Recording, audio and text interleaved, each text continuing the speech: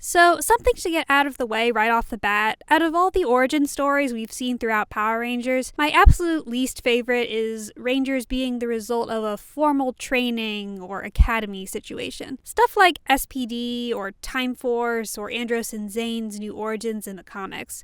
Origins where basically there are a lot of this specific type of Ranger because anyone can get the powers if they go through this specific school's curriculum. I really prefer the traditional superhero origin where characters fall into the adventure and are given these special powers by some greater force. Like, say, a mysterious alien head trapped in a tube plucks 5 Earth teenagers from the juice bar and teleports them into his house because he thinks they could drive his dino cars. I'm not saying that in-universe it doesn't make sense for these kinds of mass-produced Power Rangers to exist, especially in cases like the in-universe government. I just prefer Power Rangers as fantasy superheroes over, glorified cops and extensions of the military, which I suppose is a bit of a hit to the anyone can be a ranger idea this franchise has really tried to push in recent years, but I never really cared about that moral. I'm not going to be a ranger because this is a fictional property and I'm close to my 30s with every facet of joy and wonder slowly spilling out of my life. So yeah, I'm perfectly fine with the idea of rangerhood being something special rather than something you can just go to school for. But going to school to become a ranger is the literal premise of the 12-issue Boom series Ranger Academy, where a young girl named Sage encounters 2 cadets of the titular academy on her remote moon. Wanting freedom from her dad's rules and more out of life than shepherding goat alien things, she stows away on their ship and becomes a student, where she dives headfirst into the secrets of the school and how they connect to her father's past and her forbidden green powers. I'm not giving a full summary as that would take way too long, and I encourage everyone to read the series for themselves, but I will obviously be discussing spoilers here. But overall, despite my dislike of the formal ranger schooling set piece, I thought the series was pretty good. I liked it. Admittedly, it probably helps my opinion that this was publishing the same time as Darkest Hour, which you know my feelings about at this point, but reading the series at the same time does help accentuate Ranger Academy's biggest strength, and that's how it actually, tells a story about its characters. Despite what you might hear certain people say about her, Sage is a very good protagonist. She is a fully realized character with flaws and an arc. She starts out the story as a kid who impulsively jumped into a stranger's car because all she wanted was to get out of her secluded, boring life and have an adventure, but quickly realizes she's in over her head, especially when she becomes a Green Ranger, a color not seen at the Academy for over 10 years. But through the story, she grows out of her anxieties and becomes someone brave and capable, someone who truly is meant to be a ranger. She's relatable, she's multifaceted, she's well written, no matter how annoying you think the scared 13-year-old is.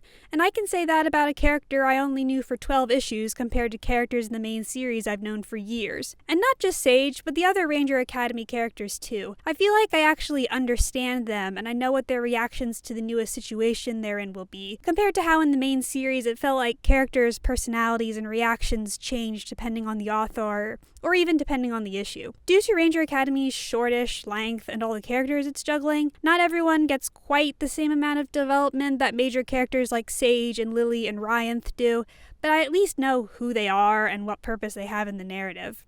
And going along with that, I like how this feels like a complete story that the author wanted to tell with these characters, rather than a story with random, unrelated characters plunked in. Even if I don't like Ranger schools as a concept, I wanted to know what connection Ryanth had to the Green Campus. I wanted to know why he was so afraid of letting Sage go and join this academy. I liked how Tula was linked to it all, and even small things like Mathis helping things along because their penchant for breaking rules comes from their mother being Nadira. Yes, that Nadira. We'll get to that. Though, while I praise the strength of certain characters, it does make the ones who don't get as developed stand out a bit. The worst off is probably Maeve, who's introduced as Carter's friend and doesn't really break out of that. It doesn't help that she becomes the Yellow Ranger of Sage's team, and the book already has 2 more prominent Yellow Ranger characters in the form of Nika the librarian and Mathis. Theo also doesn't get as much development, but he at least has more of a solid personality than Maeve does, being the charismatic jokester of the group, as befitting his Black Ranger status. In general, I think the characters lacking a bit just has to do with the short runtime. For instance, I like Carter a lot, who we meet at the same time as Maeve, but he gets a lot more to him than she does. He's very clearly established as someone with a lot of insecurities, and those insecurities cause him to do stupid things like act like a jerk and throw himself in a pit because he assumes he'll fail against the Bandorian monks anyway. And how the book portrays that is fine, it gets the job done, though I feel if the series had more time, we could have fleshed out his feelings of insecurities more by discussing how he has 3 Pink Ranger sisters, and maybe do something with how he's a Zybrian but never demonstrates any psychic powers. Maybe he doesn't have any? It's not like they've really got into Zybrian culture in the show. But enough about silly things like character and story. I know what you're probably thinking. Chip, the most important things to ask about a completely new facet of the franchise is, where exactly is this Ranger Academy? When is it? Is it supposed to be a show or comic continuity? Where does this fit in Power Rangers canon? And my answer is, I don't know.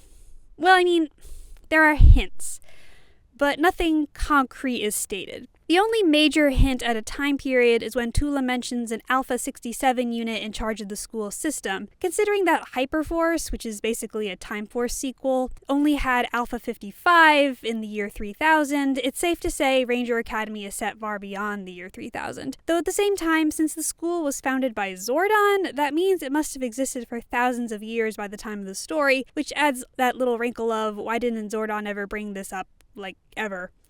The 30th anniversary book intro story with Billy does attempt to acknowledge this, with him saying he's never heard of it, but the headmaster waves it away by basically saying he didn't know about it because he didn't need it to become a ranger.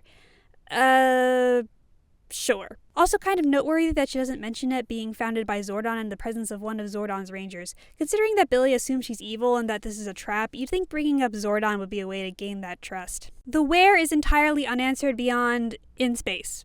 Which, I mean, yeah, that kind of figures. Pretty much everything Power Rangers nowadays has to do with space. As far as continuity, at the very least, we know this series leans more towards the 2016 comic one. In the previously mentioned intro story, Billy references that bit about him staying morphed under his clothes, and the Blue Omega Ranger Yale is one of the cameo characters that shows up in the school. However, the same story with Billy contradicts his ending in Darkest Hour, as it was written and published well before Darkest Hour's ending, and I genuinely have no idea how Yale is here in the first place. Then again, I don't know how most of the previously established characters are here in the first place, but we'll get to that later.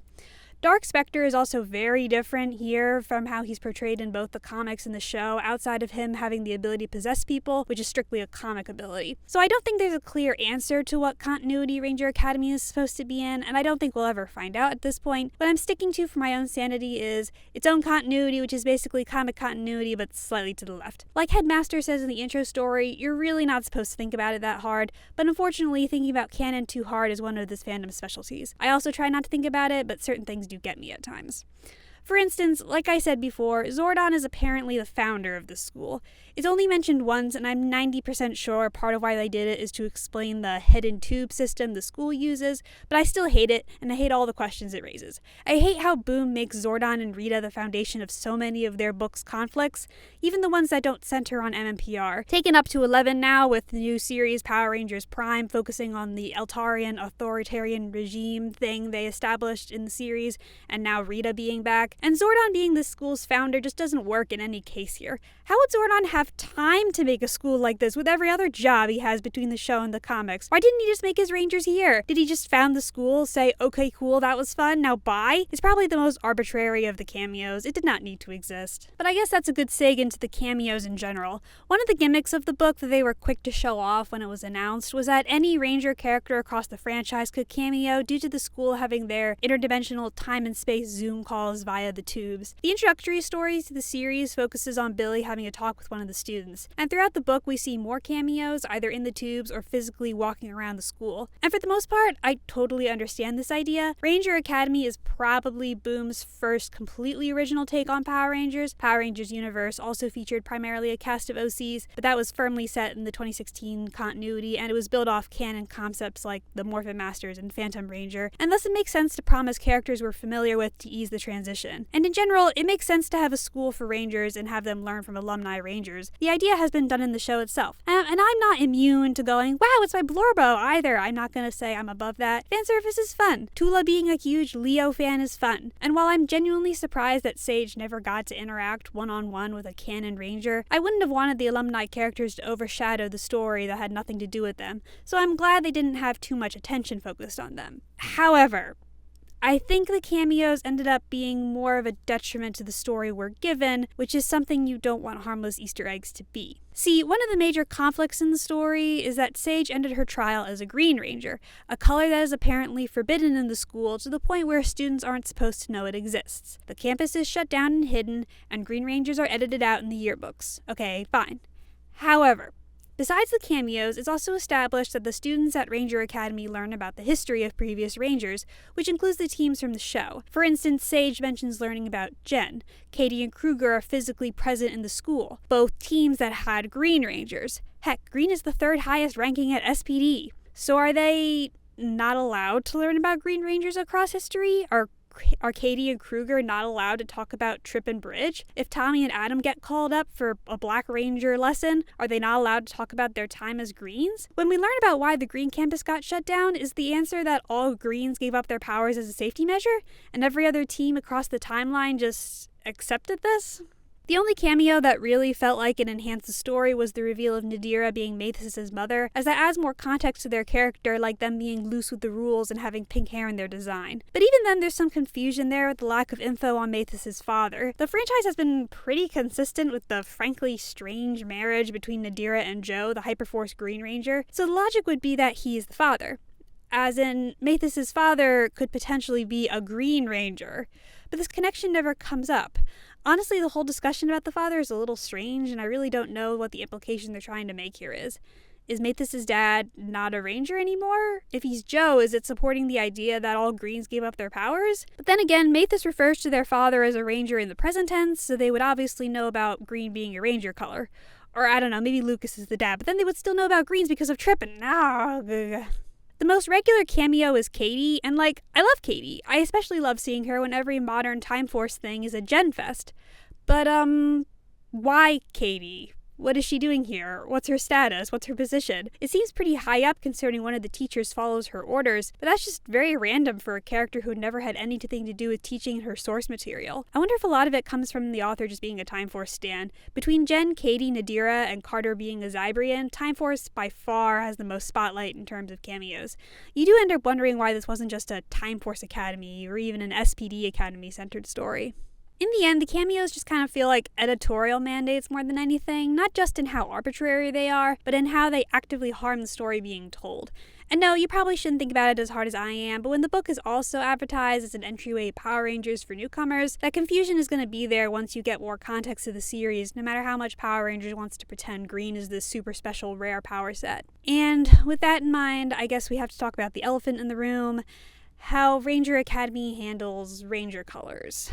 So, the Ranger colors being assigned to a particular personality isn't something that's totally new in Power Rangers, but it's definitely something that's been ramped up these past few years, particularly in the comics. I don't hate it necessarily because it's just something that comes with the territory, especially here in a magic school setting where they want to advertise by making "What Ranger color are you?" quizzes. But it does get a little annoying when they try to super hard to force it as a purposeful thing, and not just something they retroactively are trying to make connect as a purposeful thing. You can't call Blue Rangers the smart ones because that's not applicable to all Blue Rangers, but you still want to act like this is a category system based on MMPR, so, Blue Rangers are all problem solvers. But some more than others. This totally isn't super clunky or arbitrary at all. But anyway, so the way the school handles colors is that there are 5 campuses, originally 6, that correspond to the MMPR colors, though MMPR itself as a power set doesn't come up. During the first year trial, the students travel to the Bandorian monks and get their own spectrocyte crystals that turn a specific color once bonded, and they move to that specific campus for the rest of their time at school. The first thing I'm sure you'd say is, but Chip, there are lots of Ranger colors besides those 6. Yeah, I know. It's not a thing here. At most, Lindy drops orange as a color people say existed, but probably isn't true. You just kind of have to accept it, maybe as an instance of Ranger Academy being set in a different timeline. At most, I was kind of hoping that maybe it would lead to a Camp Half-Blood situation where more campuses are added on at the end, but you're just kind of supposed to accept this school only deals with those 6 colors. And for that matter, the basic setup for the school is weirdly not taken as far as you would think. As a first year with no color, Sage has to spend every day in a class in a different color campus. But we don't have any indication that each color focuses on a specific thing. What's the difference between classes in the blue campus versus classes in the pink? It's easy enough to assume that blue classes would focus more on science and tech stuff, but that's only an assumption based on what little we see of it, and we don't see enough of the classes to get a firm comparison. The only class we see in the red campus is rock climbing? You just get stuck in gym class forever if you become a Red Ranger? I think a lot of Ranger Academy's weirdness could have been avoided if we just went completely off the grid, so to speak, and make it completely original with no references to the past. At the very least, keep it limited to the Rangers making cameos as guest speakers in the tubes or whatever. The school could have been founded by the first of this particular power set team. Headmaster could have been an Eltarian herself to explain the tube system. It's a shame that the physical cameos of the alumni take away from the potential screen time of the original teachers, especially considering I like their designs a lot, especially the Black Ranger bird guy and the pink Syrian guidance counselor who show up a lot. Mika is the only OC teacher who gets a name and development, and even that's just because he was Ryanth and Xylan's old friend and thus relevant to the plot. Ultimately, I think the weakest part of the story is the titular Ranger Academy itself, and I'm not just saying that as someone who doesn't like Ranger schools. From the very beginning, a common critique was that the story draws from very typical magic school formula, where a normal kid stumbles across this fantastic school for wizards or mutants or superheroes or whatever and joins up, eventually finding friends, maybe dealing with a bully as the level 1 antagonist before some great evil comes in to threaten the school, and along the way discovering the secrets of the school that may or may not tie into their own past. Maybe involving a secret campus or a secret dungeon or whatever. Ranger Academy hits all of these points. And that by itself isn't a bad thing. There's nothing wrong with archetypes. Power Rangers itself is built on them. And obviously the magic school formula is one that's super successful. But the problem with Ranger Academy versus other magic schools is that Ranger Academy doesn't actually develop the school itself outside of what's necessary to the plot. And it makes sense with how short the series is. But it's disappointing because when the school is nothing more than a set piece, it really makes it hard to care when it falls to Dark Specter's control. Oh no, all the teachers in schools whose names we've never heard. I care about them, I guess? Like, Darkest Hour fumbled the infection plot too, don't get me wrong. But at least I do automatically kinda care about the corrupted Rangers because I know who they are. The most I can say about Ranger Academy's characters is that the teachers show up more than once, and some of them have pretty interesting designs. We don't ever learn their names, though. And just in general, the more technical details to how the school functions is part of the fun of the magic school plot in the first place. Basically turning the school itself into a character to prove how this stands out against all the other magic school books on the shelf. I'm sorry to bring up this can of worms, but this is exactly why Hogwarts is so iconic. We know the teachers, we know how the curriculum works, we know what fun wizard classes they teach because we learn along with Harry that being a wizard isn't picking up a stick and saying funny words. And I mean, in fairness, Sage does have a similar realization that being a ranger isn't all fun adventures as she goes through her classes, but like, the classes we see are just very basic, normal things. It's like survival classes, hostage negotiating, physics? The most fun we get is the characters having to build their morphers, but it's not focused on, and again, very basic and normal, especially since apparently these guys have to make the same exact morpher rather than putting their own personalized spins on it. And unfortunately, in-universe, the cadets don't get to their Zords until their second year of school, and as this book only spans Sage's first few months, we'll never get to see exactly how that entails.